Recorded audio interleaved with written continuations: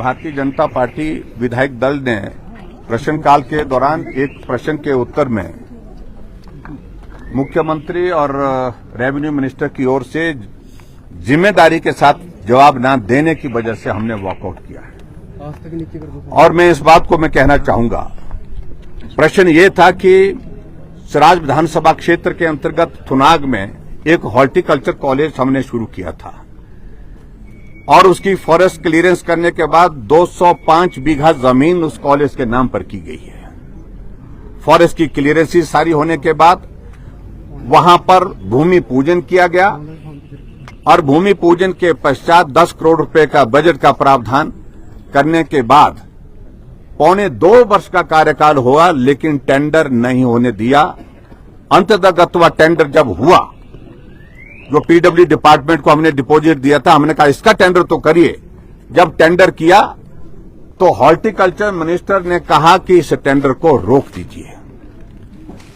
जब हमने इस बात को पूछा तो कारण ये गोलमोल करके मंशा इसके पीछे ये है, या तो इस कॉलेज को बंद करना है या इस कॉलेज को यहां से शिफ्ट करना है। ये दो वजह हैं जिसको स्पष्ट नहीं कर रहे हैं। और आज जिस प्रकार से जवाब जब मांगा गया तो ये सराज विधानसभा क्षेत्र के कमांड ऑफिस बिल्डिंग का जिक्र करते रहे, सराज विधानसभा क्षेत्र के रेस्ट हाउसेज का जिक्र करते रहे और जवाब में कहने लगे कि इस कॉलेज के बनाने के लिए 300 करोड़ रुपए लगेगा, आप 300 करोड़ रुपए दीजिए और उसके बाद हम इस कॉलेज का काम शुरू करेंगे। ये मैं समझता हूं कि कोई भी जिम्मेवार जवाब सरकार का नहीं है। अगर बजट प्रावधान हमने किया है 10 करोड़ का, पहले हमने कहा कि उसका ही टेंडर लगाओ एडमिनिस्ट्रेटिव ब्लॉक का। और अगर पैसे का इंतजाम करना है, ये वर्तमान सरकार की जिम्मेवारी है, जो सरकार सत्ता में है। हम विपक्ष में हैं और हम विपक्ष में रह करके उसमें एक सहयोग कर सकते हैं कि कहां बात करनी है, लेकिन इस तरह से गैर जिम्मेदाराना बात करना यह बहुत दुर्भाग्यपूर्ण है। ये हिमाचल प्रदेश सरकार के मुख्यमंत्री सुखविंदर सुक्खू जी का एक काम करने का तरीका बन गया है कि जो भी हो सकता है उसको बंद करो। मंडी का शिवधाम बंद कर दिया, मंडी का मेडिकल यूनिवर्सिटी का काम उसको बंद कर दिया, मंडी के सरदार पटेल यूनिवर्सिटी को बंद कर दिया, कांगड़ा में धर्मशाला में सेंट्रल यूनिवर्सिटी के लिए 30 करोड़ रुपए जमा करना था, जो कंपनसेटरी एफॉरेस्टेशन का, वो पैसा जानबूझ करके बंद नहीं किया ताकि उसका काम शुरू ना हो सके, वो भी काम बंद पड़ा। पालमपुर एग्रीकल्चर यूनिवर्सिटी की जमीन जो है दान दी जा रही है प्राइवेट लोगों को कि आप यहां पर होटल खोलिए। इससे बड़ा दुर्भाग्य कोई हो नहीं सकता है। आखिरकार हिमाचल प्रदेश सरकार की जो काम करने की जो नीति है, जो तौर तरीका है, इस पर हमने जब प्रश्न खड़ा किया, आप हमको बताइए। जब मुख्यमंत्री से मैंने पूछा कि आप स्पष्ट करिए कि इस कॉलेज का काम शुरू होगा कि नहीं होगा, वो भी इसी बात को कहने लगे, पैसा लेकर के आइए तब जाकर के हम इसका काम शुरू करेंगे। मैं समझता हूं ये बहुत गैर जिम्मेदाराना जवाब है उनका। और जो रेवेन्यू मिनिस्टर ने पर्टिकुलरली कहा कि वो फिजिबल नहीं पाई गई, ये सत्य नहीं है, ये सरासर झूठ है।